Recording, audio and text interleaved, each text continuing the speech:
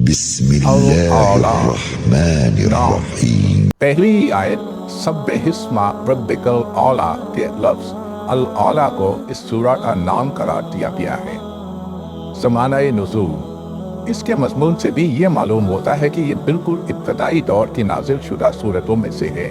اور آیت نمبر 6 کے یہ الفاظ بھی کہ ہم تمہیں پڑھوا دیں گے پھر تم نہیں بھولو گے، یہ بتاتے ہیں کہ یہ اس زمانے میں نازل ہوئی تھی جب رسول اللہ صلی اللہ علیہ وسلم کو ابھی وحی اخذ کرنے کی اچھی طرح مشق نہیں ہوئی تھی، اور نزول وحی کے وقت آپ کو اندیشہ ہوتا تھا کہ کہیں میں اس کے الفاظ بھول نہ جاؤں۔ اس آیت کے ساتھ اگر سورہ طٰہٰ کی آیت 114 اور سورہ قیامہ کی آیات 16 تا 19 کو ملا کر دیکھا جائے اور تینوں آیتوں کے انداز بیان اور موقع و محل پر بھی غور کیا جائے تو واقعات کی ترتیب یہ معلوم ہوتی ہے کہ سب سے پہلے اس صورت میں حضور صلی اللہ علیہ وسلم کو اطمینان دلایا گیا کہ آپ فکر نہ کریں، ہم یہ کلام آپ کو پڑھوا دیں گے اور آپ اسے نہ بھولیں گے۔ پھر ایک مدت کے بعد دوسرے موقع پر جب سورہ قیامہ نازل ہو رہی تھی، حضور بے اختیار الفاظ وحی کو دہرانے لگے۔ اس وقت فرمایا گیا کہ اے نبی،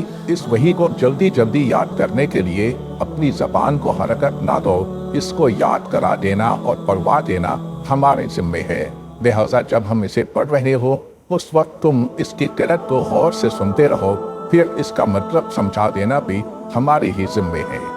آخری مرتبہ سورہ طٰہٰ کے نزول کے موقع پر حضور صلی اللہ علیہ وسلم کو پھر بتقاضائے بشریت اندیشہ لاحق ہوا کہ یہ 113 آیتیں جو متواتر نازل ہوئی ہیں، ان میں سے کوئی چیز میرے حافظے سے نکل نہ جائے، اور آپ ان کو یاد کرنے کی کوشش کرنے لگے۔ اس پر فرمایا گیا اور قرآن پڑھنے میں جلدی نہ کیا کرو جب تک تمہاری طرف اس کی وحی تکمیل کو نہ پہنچ جائے۔ اس کے بعد پھر کبھی اس کی نوبت نہیں آئی کہ حضور صلی اللہ علیہ وسلم کو ایسا کوئی خطرہ لاحق ہوتا، کیونکہ ان 3 مقامات کے سوا کوئی چوتھا مقام قرآن میں ایسا نہیں ہے جہاں اس معاملے کی طرف کوئی اشارہ پایا جاتا ہو۔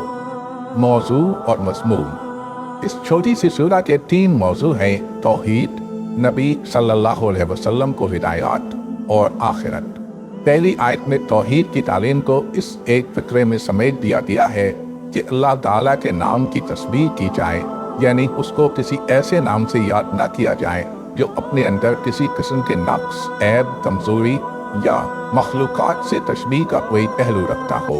کیونکہ دنیا میں جتنے بھی فاسد عقائد پیدا ہوئے ہیں ان سب کی جڑ اللہ تعالیٰ کے متعلق کوئی نہ کوئی غلط تصور ہے، جس نے اس ذات پاک کے لیے کسی غلط نام کی شکل اختیار کی ہے۔ لہٰذا عقیدے کی تصحیح کے لیے سب سے مقدم یہ ہے کہ اللہ جل شانہ کو صرف ان اسماء حسنی ہی سے یاد کیا جائے جو اس کے لیے موضوع اور مناسب ہے۔ اس کے بعد 3 آیتوں میں بتایا گیا ہے کہ تمہارا رب جس کے نام کی تسبیح کا حکم دیا جا رہا ہے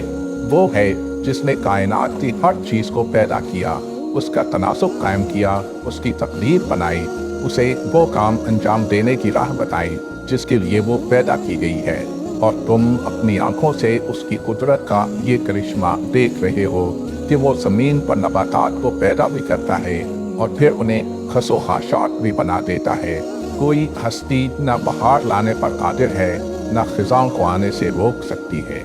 پھر 2 آیتوں میں رسول اللہ صلی اللہ علیہ وسلم کو ہدایت فرمائی گئی ہے کہ آپ اس فکر میں نہ بنیں کہ یہ قرآن جو آپ پر نازل کیا جا رہا ہے یہ لفظ بلفظ آپ کو یاد کیسے رہے گا، اس کو آپ کے حافظے میں محفوظ کر دینا ہمارا کام ہے، اور اس کا محفوظ رہنا آپ کے کسی ذاتی کمال کا نتیجہ نہیں بلکہ ہمارے فضل کا نتیجہ ہے، ورنہ ہم چاہے تو اسے بھلا دیں۔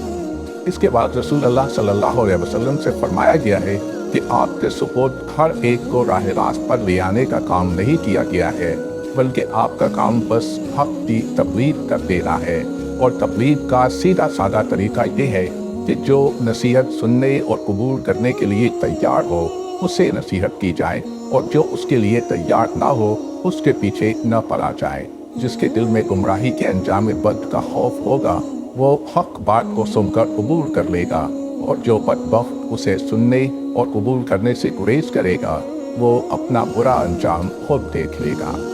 آخر میں کلام کو اس بات پر ختم کیا گیا ہے کہ فلاح صرف ان لوگوں کے لیے ہے جو عقائد، اخلاق اور اعمال کی پاکیزگی اختیار کریں اور اپنے رب کا نام یاد کر کے نماز پڑھیں، لیکن لوگوں کا حال یہ ہے کہ انہیں ساری فکر بس اسی دنیا کے آرام و آسائش اور فائدوں اور لذتوں کی ہے، حالانکہ اصل فکر آخرت کی ہونی چاہیے، کیونکہ دنیا فانی ہے اور آخرت باقی، اور دنیا کی نعمتوں سے آخرت کی نعمتیں بتاجہا بڑھ کر ہیں۔